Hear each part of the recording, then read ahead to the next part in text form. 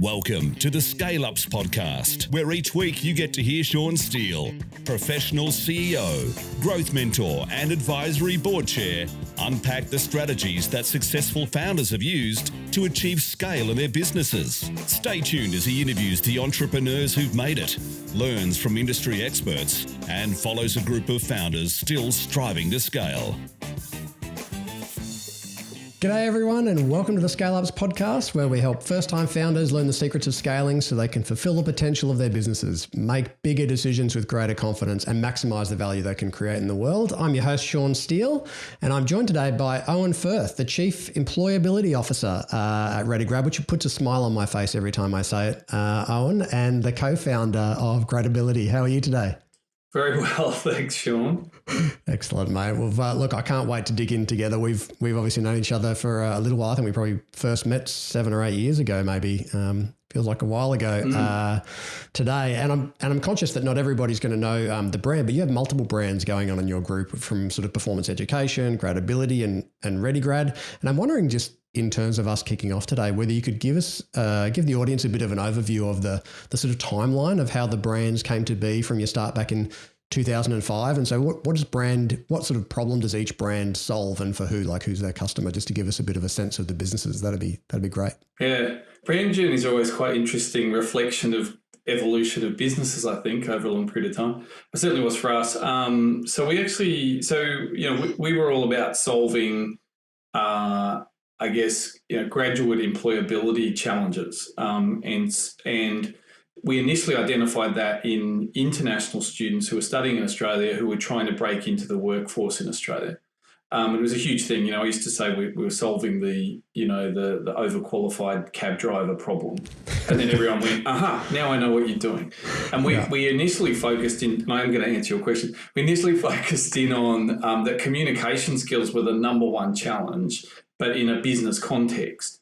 And so the very first name for the business was actually called Performance English. All right. And it was designed to be a business-focused, sort of corporate-focused, English language training business. And very quickly, we identified that there were a bunch of other things in addition to communication skills that were needed. And so that brand then evolved into performance education as a broadening of that remit, which then evolved eventually into Gradability as we sort of grew up and knew who we were, which was more about, and Gradability was obviously a combination of graduate and employability. And as we figured out actually what problem were we really trying to solve, and it's a broader problem, not just for international students, not just communication. It needed to be, broader workplace readiness, job search skills and internships and work experience programs to really get graduates job ready. Gotcha. The last brand was ReadyGrad. So it sort of evolved into Gradability as a group name. We still had Performance Education as our international student focused brand. And that had some resonance in that space. And then the ReadyGrad brand actually came about through an acquisition. So we acquired a business that another guy had started that was more focused on working with universities and supporting them in helping their graduates and their students become more job ready. So that was covering domestic students as well. Domestic and international, yeah. Got it. And you do hear a lot about that in the, over the last few years. There's been a fair bit of attention, it seems, going on to universities and graduate outcomes. I know having a year 10 myself, and he's just getting to that stage where they're talking about, their subject choices and what comes after. And just if you go back sort of 15, 20 years and you think about the sort of default position of most parents to go, university is a ticket to a better job and all the rest. And that seems a big question mark for a lot of parents these days, because the question is, well, how much do you spend, and is there an outcome, and how employable are you, and does it make a difference? And that's it. And are there alternatives now? So, you're absolutely right. I think, when we started, there wasn't a kind of terminology around graduate employability. It wasn't really a conversation. We saw it, and I saw it from the perspective of being in recruitment and seeing kind of the young people coming through and sort of failing, particularly those international students that were coming through. Great talent, great raw talent, great capabilities, great characteristics, but just not breaking through the traditional channels and not having a broad enough kind of skill set. But, I remember knocking on the door of university. I thought, we don't necessarily have to sell to students directly because we know that's going to be challenging. We can just go and approach the universities and sign up contracts with them, or at least get referred to them. And honestly, I knocked on doors and was like, sorry, what? Do they have a problem when they leave university? I don't know, because we sort of wave them goodbye at the gate, and we actually don't know. I had a few enlightened ones who said, yes, I'm really concerned about this, but at the time it wasn't sort of a strategic priority for universities. It is very much now, and I'd say probably the last 5 years it's evolved quite rapidly. I'm not sure, strategy has equated to dollars invested, to resources invested yet. But it's certainly in the top sort of 5 strategic directions or strategic imperatives for most universities and educators. Well, correct me if I'm wrong. In the last sort of changes in higher education funding, hasn't that been a sort of key indicator as well that sort of had them prioritise and sort of increase funding or decrease funding for certain kinds of degrees because of their employability outcomes? Yeah, and that really happened for the first time. I think it was a couple of years ago, and it was an extra round of funding that the government offered universities and tied it specifically to graduate outcomes. And the other thing is, I think the regulator, particularly in the higher ed space, has really focused on, what are your outcomes? What are you doing to create more employable graduates? Because I think the numbers, 80-something% of graduates of students are actually doing a higher ed course to get a job. So it should be very natural that we're having that conversation about measuring graduate outcomes and what steps you're taking to generate those. But that was not the traditional mindset of most universities and most people within universities, but that has changed a lot. Got it. And so, given these 3 brands, so are all 3 of these brands still market-facing brands? Only really the performance education and the ReadyGrad were the sort of, if you like, product or service-based brands. Yeah. Gradability was an overarching brand. The sort of umbrella company. Yep. And I should add that that more recently the ReadyGrad brand has split out from under the Gradability entity. Mm-hmm. And I actually acquired that out from my other shareholders, but that might be for later discussion. I don't know. Okay, no worries. Well, if you consider just the key audience for this podcast, of course, is founders, many whom are first-time founders or still sub 10 million in revenue, and they're trying to scale, and they don't necessarily always know what's coming, but they're also really interested to get a sense of what other people have been able to achieve and some of the challenges and some of the key decisions they've gone through. Can you just give us a sense of the numbers, the sort of sense of scale you've been able to achieve through a numbers perspective over that last 16 years or so? I love your comment about that. They won't know what's coming up, and either way they won't. Yeah. but the opportunity to learn from other people's mistakes, particularly, I think, and experiences, and at least have a bit of a heads up on what might happen, I think is really valuable. So we started as a sort of a concept in 2005. I think we probably got going in about 2007 in really getting things moving. And we raised capital in about 2008. Once we'd sort of proven a pilot, I suppose we wanted to raise capital off the back of a pilot.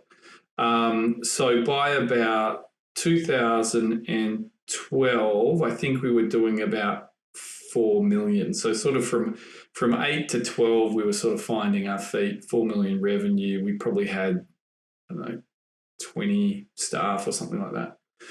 And that would have been, I think we just opened Melbourne. So we started in Sydney, opened Melbourne, I think around 2011, something like that. And then by about 2018, 16, about 16. So we went from about our real fast growth was about 2012 to 16, from about 4 to 28 million. Wow. So that was like just crazy time. Yeah. And then we went again, we had another big growth spurt from 28 to about 50 over the next 3 years. Crikey. So that was a bit of a rocket ride. Awesome. When you were at 4 mil, did you expect that you were going to get to 50? Were you even thinking about 50 mil when you were at 4? Or like, what was your sort of mindset when you were at 4 in that context? Or did it just evolve very quickly where things came together and you drove hard? Bit of a combination. So just taking a slight step back, my co-founder ran the business for those first sort of 4 years and got us to 4 million. So, got things off the ground. He sort of tapped out at that point. I stepped in to run as CEO at that point. And I think all along I had a bigger belief in the business. It was actually my business concept. So I wrote the business plan and then found him as a co-founder because I just didn't have the bandwidth. I was running my recruitment business. I had my arms full. We were going pretty well in that business. And he was a guy I knew from uni, knew something about training, et cetera, et cetera. So, and I won't credit the timing to me, but what it was, to answer your question, is I saw this as a big deal. I saw this as, we can really change the game here. So I think I believed it definitely could be way bigger. And you had to think big. And I think my co-founder thought relatively small. He saw this as I think he saw it as a small business. Mm-hmm. Got it.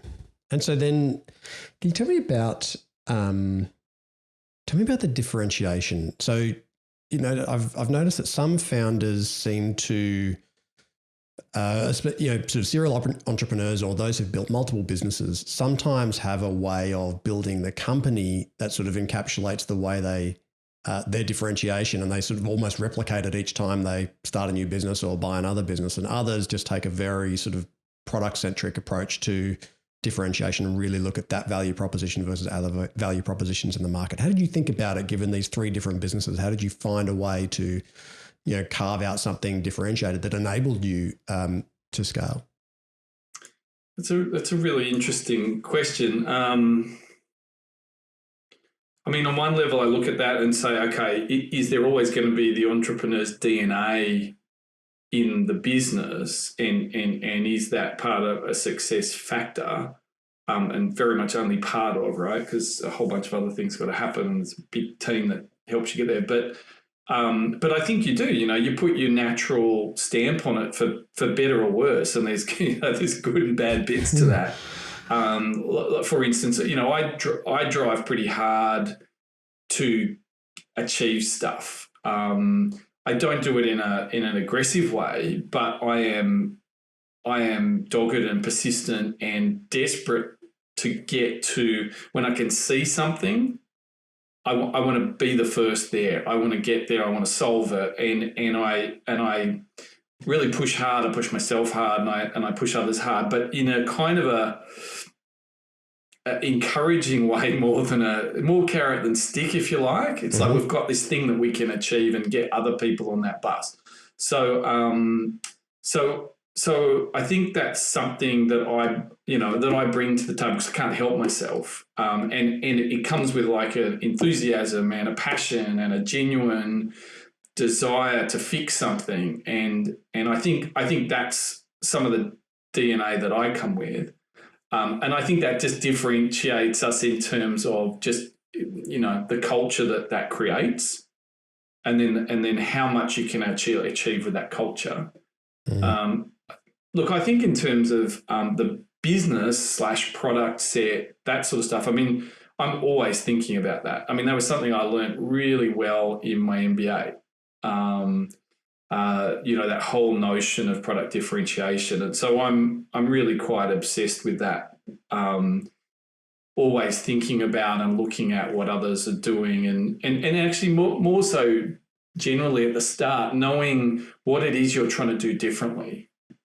You must be in there trying to do something differently or better.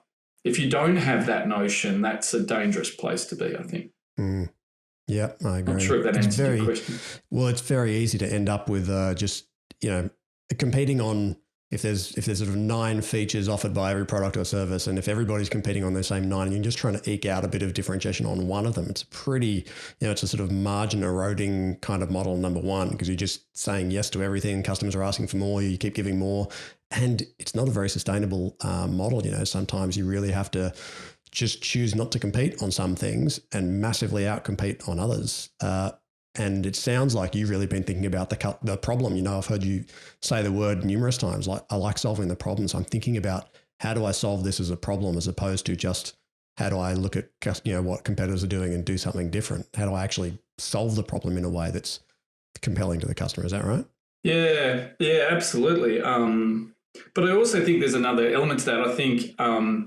I think if you're solving a problem that bugs you, that you're passionate about, that you're almost obsessed about, that's what gets you through the hard times. It's too hard. It is really, really difficult being an entrepreneur and building a business from scratch and growing it. Like, all of it's hard. Like, I love it. I wouldn't do anything different, but it's bloody hard. Like, there were elements of having taking a paycheck away that whilst those jobs can be really difficult and challenging and consuming, there's another layer above that when you are thinking of, always thinking about payroll, or always thinking about where the next sales are coming from, or you've just sort of got a void in front of you. So I think when you're driven by a passion, I'm not the first person to say this either, this is a classic thing, but certainly it's been my experience. That's the thing that just can get you up in the morning when you're just getting punched around by the world. And that, it's a huge part. So that then, I think, naturally leads you to differentiation, because you're trying to do something that's not being done, as opposed to, okay, I want to get into post-it notes. How can I do post-it notes better? Well, what problem are you trying to solve? A post-it note's not working for you. Do you wish they weren't yellow? Well, someone's done that. Do you know what I mean? Yeah. Absolutely. Well, speaking of some of those, sort of alluded to some of those periods that are challenging. I'm interested in really unpacking some of those key moments with you. The things that really changed the trajectory on your growth. And I know offline we talked about a few of those things, the sort of sales first approach, some of those challenging step changes. The 10 to 50 people to 50 to 100 people, 100 to 200, almost 200 people, and stepping back from the business. So maybe can we start with the sales first approach? What did you mean by that? Yeah. So look, I've always had this mentality, and I started life as an accountant, right? So when I knew nothing about sales, I read the 1 Minute Salesperson book, which is 100 years old. And it was super simple, and it changed my view of sales, that it's not something that you do to someone, right? Which is the scary and negative aspect of view of sales. It was, how do you help someone get what they need? And if they don't need it, move on and find someone who does. So I've since I started my own business in recruitment back in the late 90s, I've always had to have and have had a sales first mentality, which is, if it's not for sales, everything else is academic. Right? It doesn't mean it's the only thing, but it should be the first thing that you're thinking about in the morning, particularly when you're growing the business, because you take your eye off that spinning plate for 5 seconds and suddenly you don't have enough sales coming in the door. And of course, there's time to build the pipeline, and you're going to need 10 new prospects to get one, or whatever your numbers are. So that's just what I constantly think about. I know what the numbers are in my head, what we're doing daily, weekly, monthly. And even when we were big, that was the one set of numbers that I stayed across. There were other numbers that I didn't stay across that I probably should have. But so that's what it is, just getting up and thinking about that first thing in the morning, which means then you're going to ask questions. Then you're going to talk to your sales manager first. You're going to track metrics first. you're just not going to let that ball slip. And you're also going to have to be caring about what's going on with the customers, because if there's something going on with the sales, all of a sudden you're noticing a variation. You go, hang on, is something changing in the market that we're not talking about? Is something happening with our customers? Is somebody new in the market? Is the problem being solved another way? Like, what's going on with the problem that's all of a sudden, if we haven't changed, maybe something on the other side's changed. Yeah, absolutely. It's that those things naturally flow, and it's not sales at all costs, right? But it's if you're not attending to those things, like the quality of what you're doing, then it's not sustainable sales anyway. So, we were very focused on, going back to your differentiation question, we wanted to make sure that it was training, it was education with genuine outcomes. We wanted to get these kids jobs. We wanted to get them absolutely job ready and make a difference. So we started measuring those outcomes. We started measuring everything, measuring NPS scores before. Well, there were a lot of people doing it globally, but it probably wasn't that prominent here in Australia, certainly not for a little company. We started measuring NPS scores very early on in the piece because we wanted to know exactly what was going on. And of course, they're awesome to use in marketing if they're going well for you. So we were kind of monitoring the quality around sales very early in the piece. And for anyone at home who doesn't know what an NPS is or just hasn't heard the NPS before, that's a Net Promoter Score. So relatively, to your point, probably much bigger in the States than it is in Australia, but certainly has gained a lot of ground in the last sort of 15, 20 years. Net Promoter Scores that give you essentially a rating from the people who would promote your brand versus those who are neutral versus those who are sort of detractors from the brand, and you come up with a score, and it really helps you understand how things are going. And you can measure that, of course, you can do that same survey at multiple points along the journey, so you can see if it's changing, from the time they're first engaging to parts of delivery to the parts afterwards. Okay. But it's a punishing measure. It is, yeah. It's a very punishing measure. It can swing pretty fast if something's going wrong. Yeah.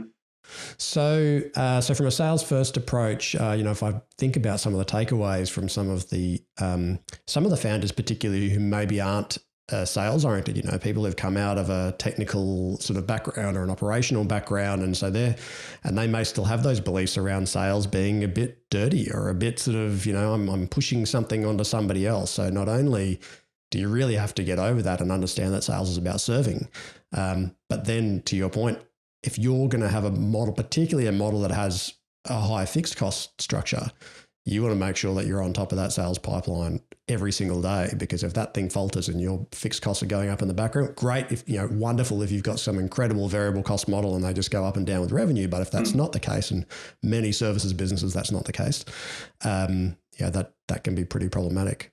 What about some of the stage changes? Because you've grown from a business that had 20 people some time ago, and then you hit somewhere around 180 FTE or something. So you went through some real there's some big step changes in there in terms of management structure, how you build culture, leadership. Can you tell me about some of those sort of key inflection points, and maybe what some of the challenges were and things that you learned in those stage changes? Yeah, we also went to 5 locations across Australia. So I'm not international, so we didn't have that level of complexity, but that always adds a couple of dimensions as well. Yeah, it's really interesting. It's hard to reflect because it's such a roller coaster and whirlwind. It's like a roller coaster in a whirlwind. That things just kind of evolved and happened, and we responded. But I guess where you naturally respond is you need enough people to start to support the growth, and then you need some structure to go with that, because naturally you can't have everyone reporting to you at the outset. So structure starts to form. So, despite the tools that the MBA gave me, I'm not sure I applied any science to it. It was more around, okay, so now we've got 5 people in sales. We probably need to make one of them a sales manager, because I'm not managing 5 people. So that's kind of how that went. And then you look and say, well, can I promote one of the 5 people, or do I need to bring somebody in?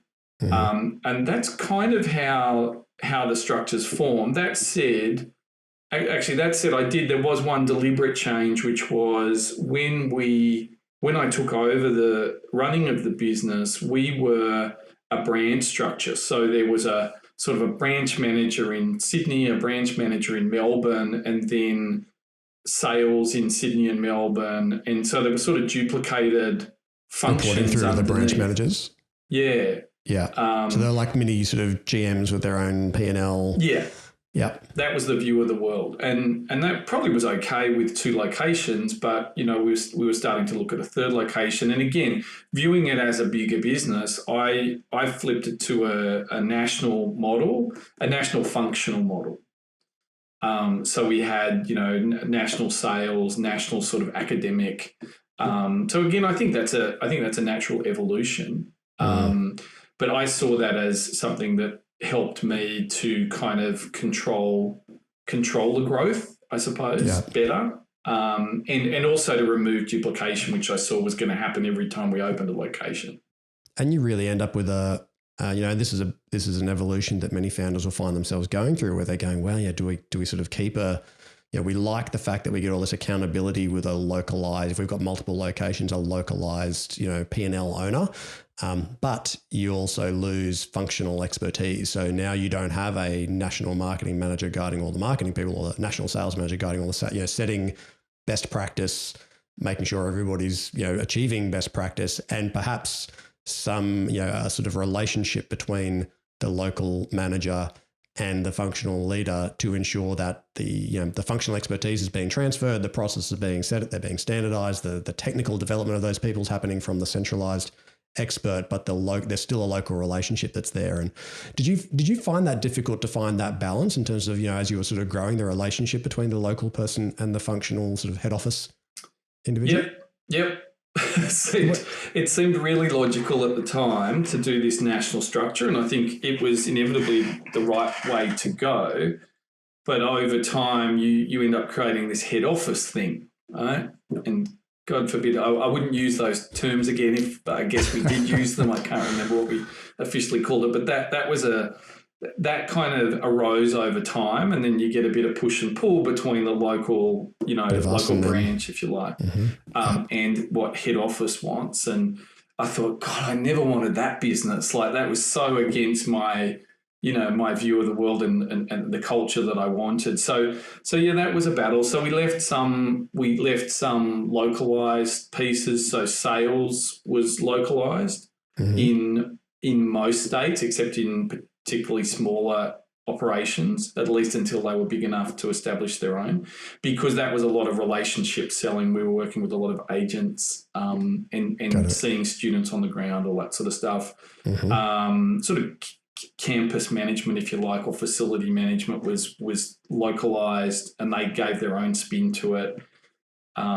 So do we find it hard to keep the balance? Yes. Was it sort of a constant mission to figure out, what do I want versus what's happening? That was, on reflection, I think it was one of the biggest challenges in the growth when I look back. Is I said early on to, a small team of people, as we grow this thing, I'm so passionate about culture. We've got a great culture right now, and I don't want to lose that as we grow. I said, I've read lots of books and heard lots of speakers and stuff, and it's a classic problem that as you grow, you lose the culture, but I'm not going to let that happen. I'm going to stay focused on our culture, and I'm going to retain all the good things, and obviously it will evolve over time, but I'm going to make sure that we retain those really important things, because I know that is absolutely a secret to growth and great things, right? All of the, all the books around that stuff, Jim Collins, et cetera, et cetera, et cetera. I was a real subscriber to that. Did I succeed? No. Despite being really conscious and really focused in investing time and effort in values, creating values, recreating values, we redeveloped our values 3 times over the course of, 15 years. We did stuff around them. We were active in it. It wasn't just a thing on the wall. We had a purpose statement, which also evolved 2 or 3 times through that period. People were involved in creation of those. I think we tried to do all the right things. But at a point I found that, and it sort of goes back to the head office thing, I found these things creeping in. And when I saw them, I was surprised and sort of appalled. It was very personal. I was sort of personally pissed off that we'd become this, or I'm seeing signs of us becoming this. And I actually, on reflection, I actually put that down to one main thing. So we did all these other things, but the one thing I think I got wrong and I would do differently, and I am doing differently as we grow the ReadyGrad business independently, is being much more bloody minded about tying hiring to cultural fit. Right. Okay. So how does that show up? So let's talk about that for a minute. So what does that look like in practice for someone who's heard about the concept? It's really important. You got to hire people that are a good culture fit. But it's like how do you do that? How do you know if somebody's a good cultural fit or not? Are there any tools or frameworks that you've used that have helped sort of elicit maybe some of the snakes in the grass or smoking gun somewhere that you think, oh, there's something going on here that's not going to be a good fit? Yeah. And yes, you're right. It's a bit of a fuzzy topic, I think. So for me, and just for me, the way that distills down and what I've anchored it to, I suppose, is identifying a set of behaviours that either you want in your business if you're not there, or you want to preserve and propagate in your business if you are there. So the team I've got at ReadyGrad right now, I think we're absolutely handpicked and nailing an incredible culture where there's a whole raft of things in there that I'm super happy with. It's amazing. So I'm back at that point with 15 people where I'm like, aha, lesson learned, right? And so we went through a process of distilling a series of behaviours, and they're actually up on the wall there behind me, that formed, so there's a value and then there's some simple behaviours that sit under it. We took those down to really common words, not grandiose management statements or whatever, just really common words that say these are the things that we want to see and we want to continue to see in the business.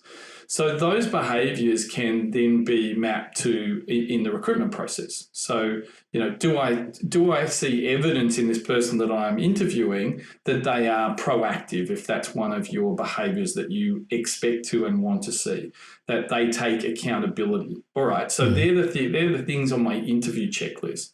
Right, so Sean, tell me about a time when, you've had to be proactive. Or resilient or whatever the thing is. So that actually forms the guts of your behavioural interviewing. You can use assessment tools to validate some of it as well. And I would just be way more focused on assessing that and not hiring if I'm confident. And I hired too many people, not too many, I hired quite a number of people and approved the hiring of a number of people who I wouldn't have hired if I just needed someone in the role, and it had taken time. And again, this kind of pace that I have, and I want to get there. And I'm like, I talk myself into it, despite maybe having some misgivings.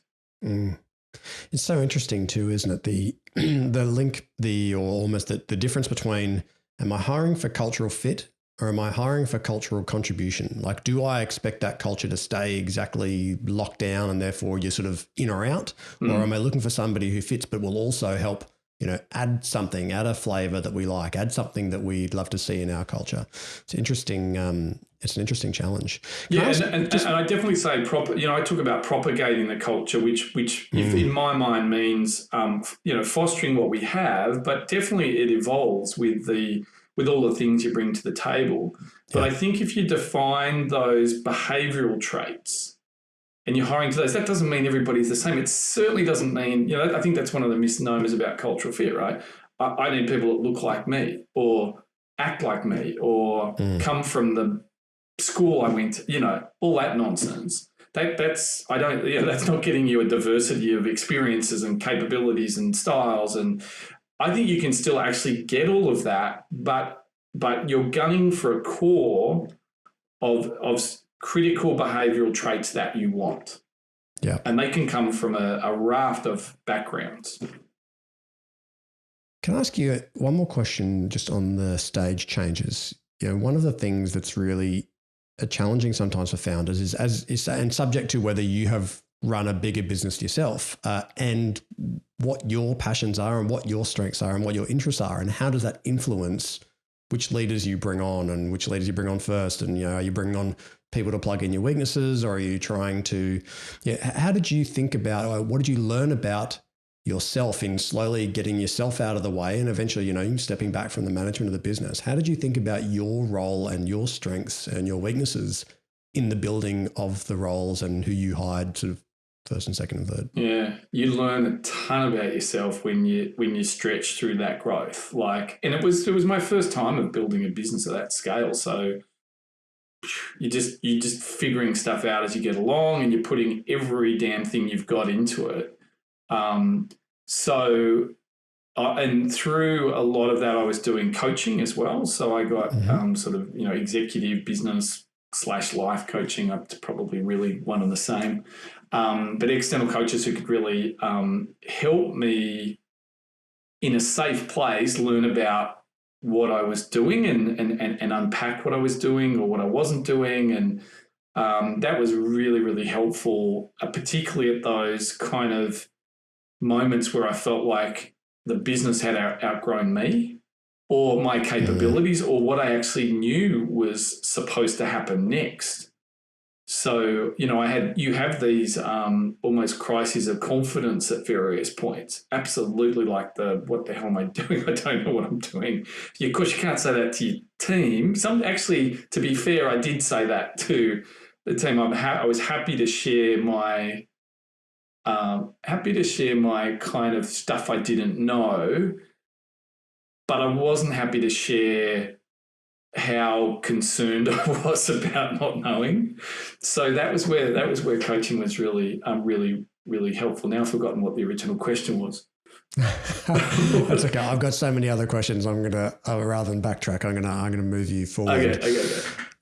When you reflect on this journey and all the challenges and all the wonderful times that you faced, what are you proudest of? There is nothing better than knowing you hatched a plan, a business plan around a concept and an idea, and then seeing it become something significant with a whole bunch of people that have bought into that idea and what you're doing.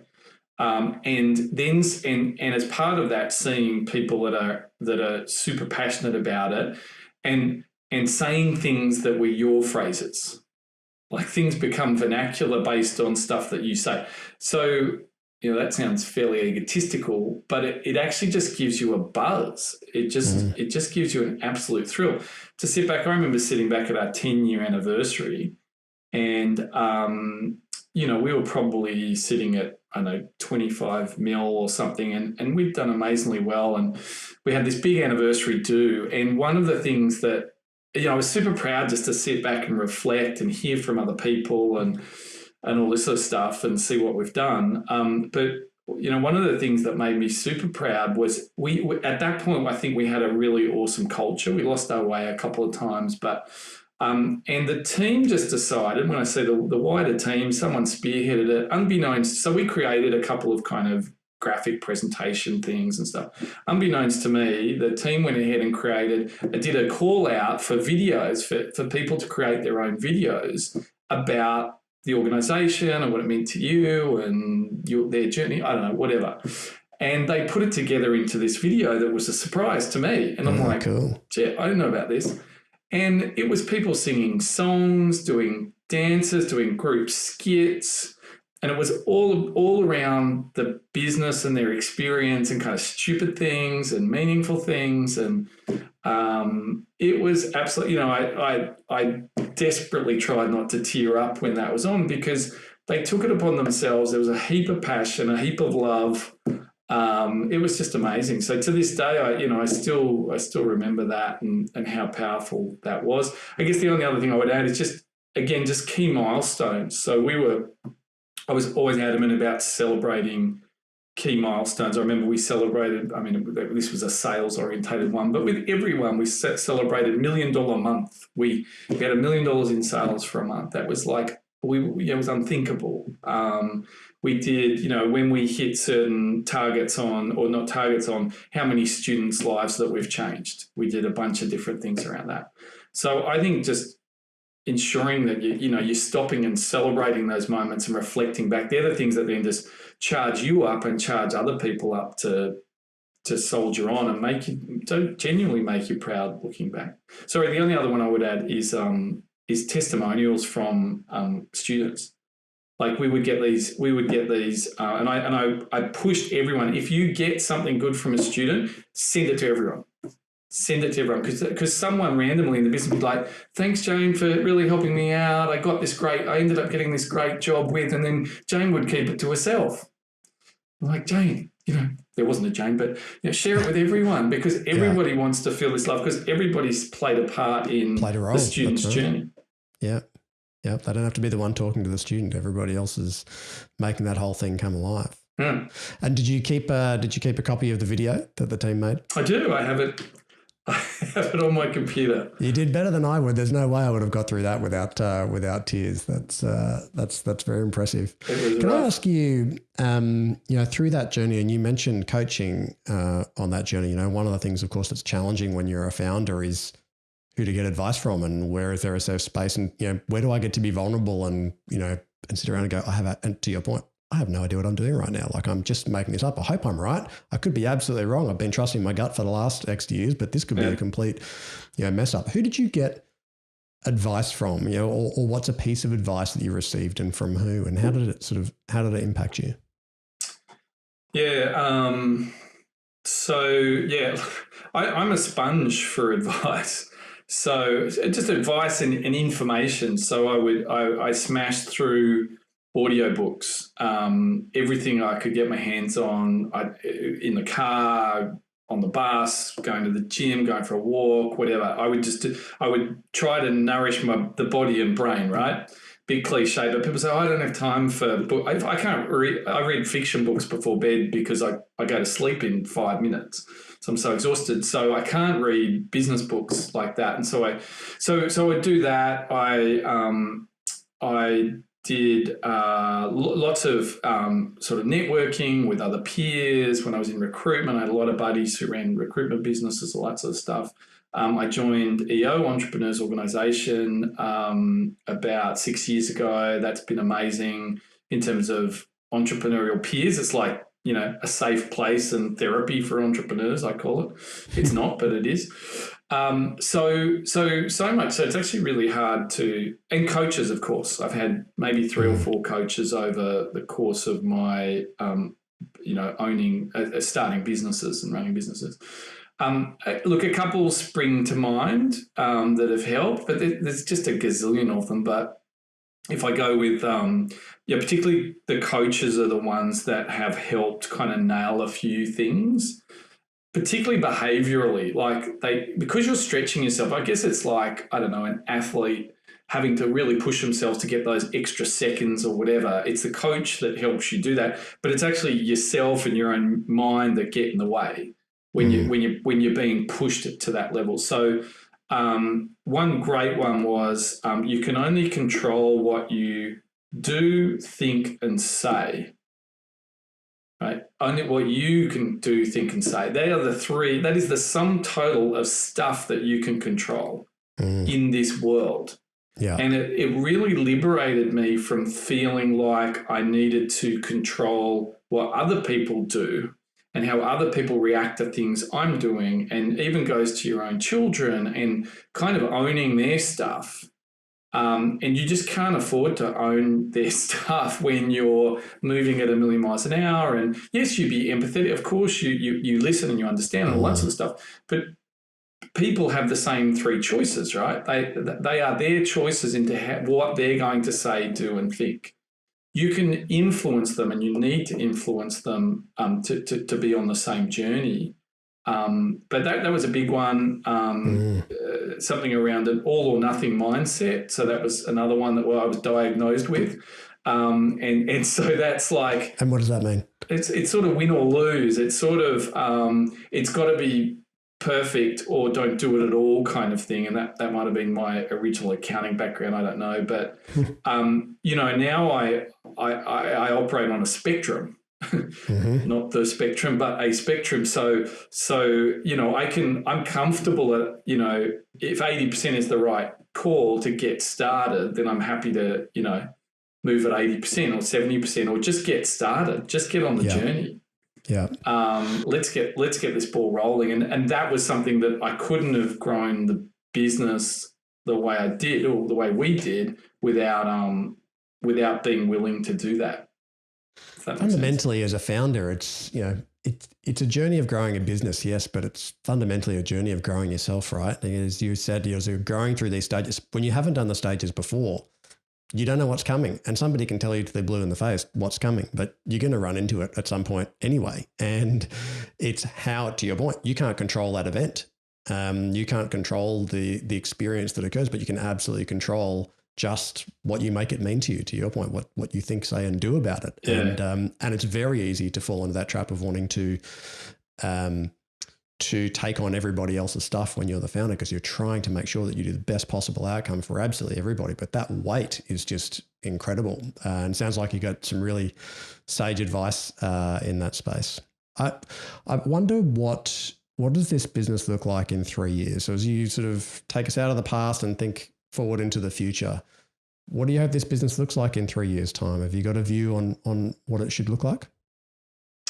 Yeah, well, I mean, it's an interesting time to ask that right now, right? So mid COVID, are we mid? Why am I saying mid? Yes. Call it a year into COVID. Yeah. I hope I haven't just jinxed that. So deep, still COVID, lockdowns, all that sort of stuff. So gosh, who knows with that sort of macro environment, but yeah, we've really got now two separate businesses, the Gradability and Performance Education business, which I'm still a shareholder in but not involved in the day-to-day running, and then the ReadyGrad business, which I took over a year ago to run again as a small and grow a small business. So I could probably talk more to the ReadyGrad business. I think for the Gradability business, it's around, what do you do whilst the world is recovering? And an international student-based business, anyone in that space knows that it's super challenging right now. So it's how do you sort of reinvent? Obviously you have to do things like cutting costs and all that sort of stuff to adjust to changing revenues, but really looking at what do you do to survive? And that's certainly something I learned when I had a recruitment business through the GFC. It's like live to play another day and do whatever it takes to come out the other end of a period, because guess what? There is always an upswing at some point. Yeah. Knowing how long that lasts, I don't know. So that's that game. I think for the ReadyGrad business, I view it as still fairly fledgling in many ways, and for that business, it's very much about diversifying customers and revenue streams to sort of weather the short-term storm, but be able to weather numerous storms as time goes on, because there'll always be various things happening. So at a time when the education space, we sell to universities. They're a bit challenged budget-wise at the moment, so we're still doing a lot of work with them. They do know that employability is really, really key to them, but there's still budget constraints. So we are starting to do a lot more in the corporate sector. So working with corporates about how to attract and connect with young talent, because we're sort of sitting between them and universities and working very much in that space. So definitely it's a big diversification drive, and we're kicking some goals in that department. So we're probably going wider earlier than I had anticipated, but that's a direct response to, our core market softening. Makes a lot of sense. And as you said, really tricky time in the education sector globally. Some parts of education, at least, some have got a massive tailwind. Some are just getting smashed. And to your point, if you stay in the game long enough, you're going to end up in positions where you're getting smashed. And so the question is, how do you, to your point, make sure that you come out of the side come out the other side stronger and into a market that's probably a little less crowded. That there'll be a few less players at the table, and the best ones will come out the other side. Yep. Well, I have a bajillion more questions, if that's a real word, that I would love to ask you, but we are starting to run a little short on time. So I have a segment that I ask all of our scaling experts, and it's called Above All Else. So I want you to take yourself out into the future. Imagine you're in your yearning years. You've achieved everything you've wanted. You've started and run as many businesses. You've created the impact that you wanted to have in the world. And the CEO of the world's largest global community of first-time founders, most of them are still in that sub 10 mil range. They're all super hungry. They're curious to know, like, how do I need to do this? What do I need to learn? And she gives you an opportunity to share your wisdom. She says, I'm going to ask you for your 3 above all else's. So I want you to finish this sentence. The 3 things that you must get right as a founder if you want to achieve scale are... That's the question she asks you to finish. So what would be your 3 things, the 3 things you must get right as a founder if you want to scale? What would they be for you? I will start with that sales focus, because it's gonna fail without it. I'm gonna go with create the culture you want. And create and foster and nurture the culture that you want in a really bloody minded way, because that is a great place to be, but it also gets great results.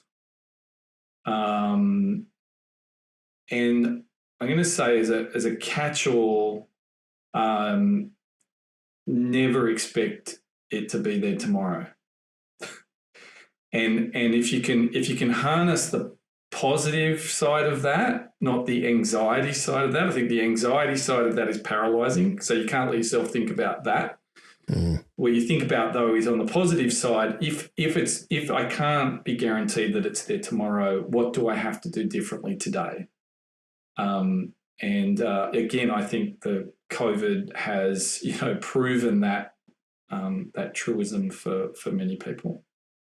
Gives you a real opportunity to sort of stay on your game, doesn't it? Never get complacent and never lose focus, because things can change and you learn that over time, right? So, it's great when the times are good, but they don't always last. And so you got to be ready for the next one. Well, I'd love to acknowledge you today, Owen, for the way that you built this business. I mean, number one, there's not many, it's hard enough to build a services business to $50 million. And to do it also as a first-time founder who hasn't built a business to that size. You are learning so much through that journey, and you've been really generous with us today in your vulnerability about stuff that you've learned about yourself along the way, and that it wasn't always smooth sailing and you got plenty of things wrong along the way, but you're also, managed to create some really exciting and proud moments and real service to students and real impact in the world, something that's actually incredibly important, particularly for students who are coming from another country, taking a huge amount of responsibility usually, and a lot of the family's money to come to another country, skill up in the hope that they're going to create some livelihood and prosperity that perhaps may help themselves and their families in the future. Being able to connect them with that opportunity to create the livelihood is actually a very high impact space to be in. So whilst it's not a charity, it's great to see businesses succeeding who are doing such good in the world. So I really thank you for that, and I thank you for your vulnerability and your wisdom that you shared with us today. How can people get in touch or follow what you're doing as you go forward? Can I just add, acknowledge all the hundreds of people that helped us get there as well, because we are the product of the sum of what everybody's done on different parts of the journey. So big thank you to all the people who've been involved along the way. I just kind of steered them a bit. How can we get in touch? So readygrad.com.au is the business that I'm running right now. And gradability.com.au will get you there, and on LinkedIn and all the usual places. Beautiful. Thank you very much. We'll make sure those links go into the show notes. Huge, folks, I hope you enjoyed the show. Huge thanks to Owen Firth. And thanks again so much, Owen, for sharing your time with us today. Folks, a couple of things before you go. Of course, if you got value from the podcast, we're really grateful if you can leave reviews on Apple Podcasts. It tends to be the main platform, helps other people find it, but also gives a huge kick to our team. Like Owen said, there are many people that get involved in the production of this podcast. It's certainly not just me. And of course, they love to know that they've helped create something that's been of value to you. If you'd like to know when episodes are about to drop before others, or you'd like to be notified when we have free tools and resources offered by our guests or experts, just pop to the website, scaleupspodcast.com. You can register your email there, or if you're more of a social lover, social animal, you can just find us on @ScaleUpsPodcast on your favorite social platform. We're pretty much everywhere. But remember, when you're thinking about scaling, the only thing that's going to guarantee that you won't scale, absolutely guaranteed, is giving up when it gets hard. And it's going to get hard. As you heard from Owen today, it's going to get hard. And so you have to stay unshakable in your faith that you're going to get there. And you have to remain flexible in your approach. Both of them are required. You've been listening to the Scale Ups podcast. I'm Sean Steele. Look forward to speaking with you again next week. Thanks so much, Owen. G'day everyone, just a couple of quick things before you go. If you have questions that you'd love myself or an upcoming guest to tackle about challenges that you're facing in scaling your business, please just jump straight on the website, scaleupspodcast.com. You can record your message straight from your mobile by hitting the button on the right-hand side of the page, or you can just email them the old-fashioned way, questions@scaleupspodcast.com. And just a quick reminder, nothing we spoke about today constitutes financial or business advice. If you are considering making big decisions in your business, seek out a professional who can look at your situation in detail and make sure you're getting sound, personalised advice. Thanks for listening. Look forward to being back in your podcast feed next week.